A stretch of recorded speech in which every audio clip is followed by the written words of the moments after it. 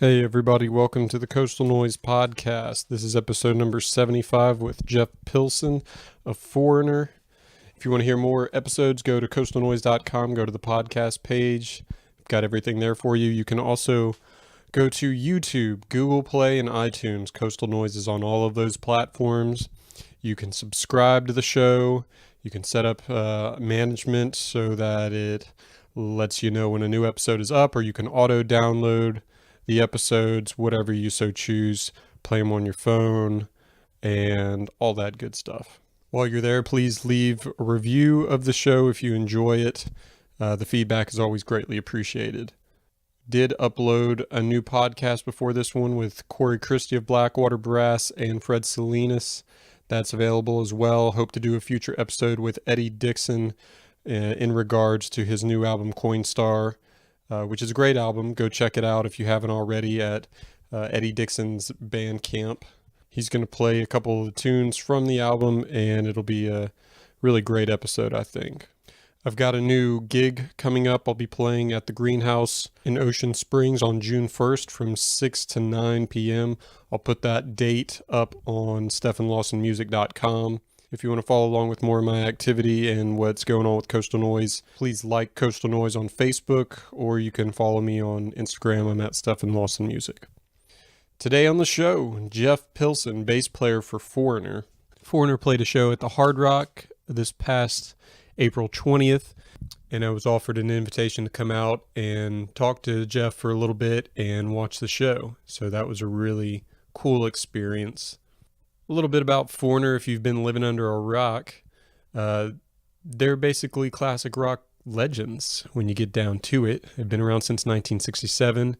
Just last year, Business Insider recognized Foreigner's catalog for hitting the top 40 best-selling artists of all time, ahead of artists like Bob Dylan, Prince, Queen, Bon Jovi, and many, many others. They've had 10 multi-platinum albums and 16 top 30 hits. They've sold over 75 million albums. And even now, they're still rocking and rolling. They're badasses. They just celebrated their 40th anniversary. They've been they did a Canadian tour that they sold out everywhere they went.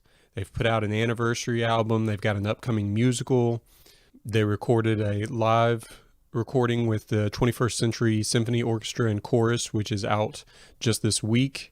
And I'm going to throw out one other thing that they've done. That's a couple years back, I want to say like 2011, they put out an album called Feels Like the First Time, play on words there.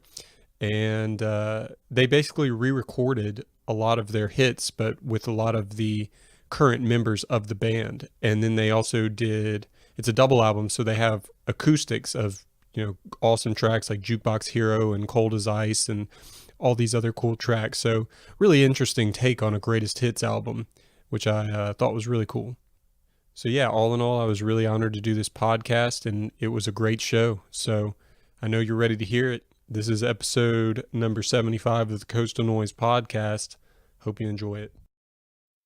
This just in, we are in fact going to do a giveaway for 2 Shuckers tickets for May 4th. May the 4th be with you. It's going to be Star Wars theme.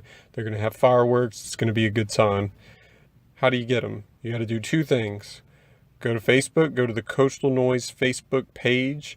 You have to like the Coastal Noise Facebook page and then share the post, the Facebook post of advertising for the giveaway. So look for the post. It's got, you'll see the tickets there in the picture, and just share that post and both those things to qualify.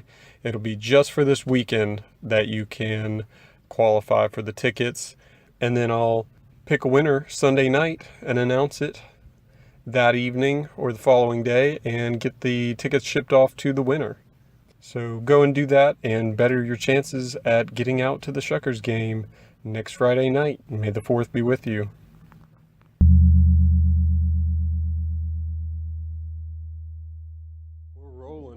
Wow, rolling twice. 3 times. 3? Yeah, wow. backups on backups. I gotcha. Yeah. So welcome everybody to the Coastal Noise Podcast. I'm here with Jeff Pilson, bass player of Foreigner. Jeff, how you doing, man? I am doing wonderful. Great to be here. Yeah, thanks for having me, man. Sure. I know we're limited on time, so I'm just going to start firing off stuff at you. Fire away. For it. I'll start with an easy, underhanded question here. I'm curious to know how you first got involved with the band. Did you have a relationship established with Mick Jones initially? I did not initially. I had a relationship with Jason Bonham, who was playing drums for us from '04 to '08. And Jason and I had done a movie together in the year 2000, and the movie was called Rockstar. And not only did we play in the band together, but we also recorded the music together. So we had a pretty good musical rapport right away. And so when he started working with Mick Jones in 2004 and kind of convinced Mick to revamp Foreigner, they called me, and I've been here ever since. Wow. Yeah, it was and great. I was going to ask you, what was it like playing with John Bonham's son? It was great. I mean, I've known Jason a long time. But you do get to know somebody pretty seriously when you're in a band with them for years, and it was great. Musically, he's a real joy to play with. I mean, what a lot of people don't realize about him is that he's just a great overall musician. I mean, he's a great singer. He's got great musical ideas. He's much more than a drummer. So it was a joy playing with him, and he's still a dear friend, and we're going to be seeing him this summer because they're opening up for us this summer in our summer tour. So. Oh, nice. All good. Nice. Will y'all be coming back through this area again by chance? You know, I am the worst guy in the world to ask about where we're going. Yeah. I'm sure we're going to be somewhere in the south, if that helps. Cool. I couldn't tell you. I'm sure there's Texas, so Yeah. that's not too bad a hop, skip, and a jump. Yeah, I don't think no. we're doing Biloxi, Yeah. but close. Yeah. You've got a lot of background in metal, as I understand. Mm-hmm. What was it like transitioning from groups like Dokken and Dio to a group like Foreigner? Much more easy and natural than you might expect, because bands like Dokken and a lot of those bands that were in that era, we looked to bands like Foreigner as a bit of a template, because when Foreigner first came out, it was considered very much a hard rock band. But it was a hard rock band with great songs, great melodies, great singing, great guitar playing, and that was kind of the template we used. We were trying to write heavier music, but with great songs. So it was kind of the Foreigner concept taken maybe one step heavier, but because of the energy that we put out live, it's just not all that much different. It's not as much different as you might think, and it really serves me well. So couldn't be happier. Awesome. So in your free time, you're just hanging out as a musician. What kind of stuff do you like to do? Do you like to reconnect with the metal stuff, or do you work on learning a new instrument? Well, you know what I do with a lot of my free time is I do productions. I've been doing a lot of productions the last several years, and I have a lovely, lovely recording studio at home. It's really beautiful, and so I'm able to record entire bands, and then I do a lot of that on my downtime. I try and spend time with the wife and family, of course, but as far as musically on my downtime, I spend as much time as I can producing. Mm-hmm. Are you based out of California? I am. Southern California, yeah. Cool. What about outside the realm of music and production? Are there other creative endeavors that you engage yourself in? I'm sure a lot of this takes up a lot of your time. It does take up a lot of my time, and music is my passion. It really is, all the way around. I mean, I'm into metaphysics and politics and history and science. Oh, wow. I read a lot about that, and I watch my share of YouTube documentaries about all that stuff. So between that, a family, and all the things I do musically, that's pretty much my entire life. Yeah. Nice. So Foreigner's been real busy the last couple of years. I'm just going to name off some stuff that you guys had going on. You recently did a live recording with the 21st Century Symphony Orchestra and Chorus, which you're releasing next week. Is that right? Yeah, that is correct. You guys are celebrating the 40th anniversary of the band, did an anniversary album, got an upcoming musical based on the band's catalog. That is correct. And Mick Jones recently released a book called A Foreigner's Tale. That's right. So, each member of the group seems to have put a lot of mileage into their respective careers, and Foreigner itself is decades old. Yes. What would you say are the factors that help the continued success of the band? Where does that sustained drive and energy come from? I think it all comes from the songs, the strength of the songs. The songs are timeless. They're just great songs. I mean, Foreigner had 16 top 30 songs. Mm-hmm. Not many bands can claim that. And just that legacy of material alone is enough to guarantee long-term success for the band. But the recordings were great, too. The recordings were timeless. So, I mean, there were so many things. Lou's voice was just such a strong, identifiable voice and such a huge part of the landscape of that whole kind of music. Mixed guitar playing, so influential and so great. So I think all the elements were there, and but in particular, it was the songs that really gave it the longevity and allows us to be here today. Mm-hmm. And you guys, I take it, must have great chemistry. I mean, from what I've read about your different comments of what each individual member has said about being in the band, and I think it was Chris Frazier who had a really good quote that I liked, saying, normally when you are in a group with guys, you either get good talent or something else he said, good talent or an ego thing, or level-headed or something like that. You rarely get both. Right. And he said that, you guys gel really well in that sense. We do, and that's very true. I mean, there's no bad ones in this bunch. I mean, everybody's great personally, and everybody's extremely talented and extremely important to the chemistry of the band. And we do have a real powerful chemistry. I mean, Mick is a true visionary, and when he picks members for the band, he sees the long term, and he sees how these people are going to fit into the big picture, and in doing so allows everybody to really shine and do their job to the fullest.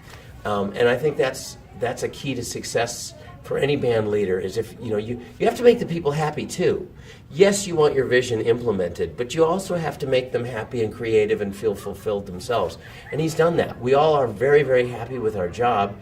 And the fact that we all like each other personally, that's just a gigantic frosting on the cake, because Chris is right. You rarely get talented people that are also really cool, and we have that. So yeah, we don't ever take that for granted. I've been in bands with talented people that aren't so cool, and trust me, this is a lot better. Yeah.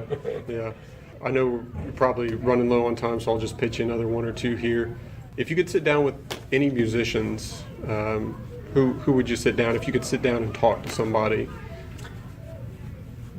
Dead or alive, or since you asked, I'll let it go. Yeah, dead or alive. Dead or alive. Well, dead or alive, it would be Beethoven and John Lennon would be two people I would love to sit down and talk with.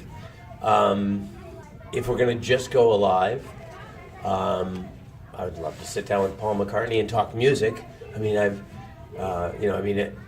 it wouldn't be all that fun to just be in a fan situation. Hello, how are you? I mean, I suppose that'd be thrilling, but I mean, I would love to be able to sit and talk music with him. I'd love to be able to talk music with Keith Richards.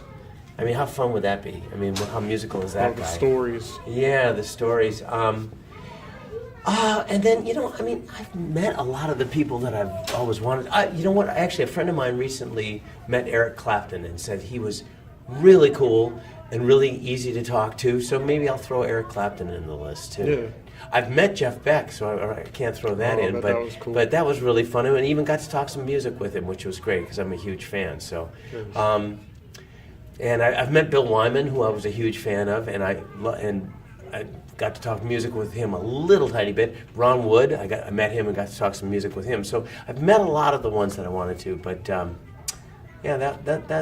that's a pretty decent. Yeah. If you can arrange that, and make that happen, I'd be really excited. Shoot, I was going to ask you to arrange some stuff. Oh, okay. But no. What have been some of the most memorable moments of playing with Foreigner?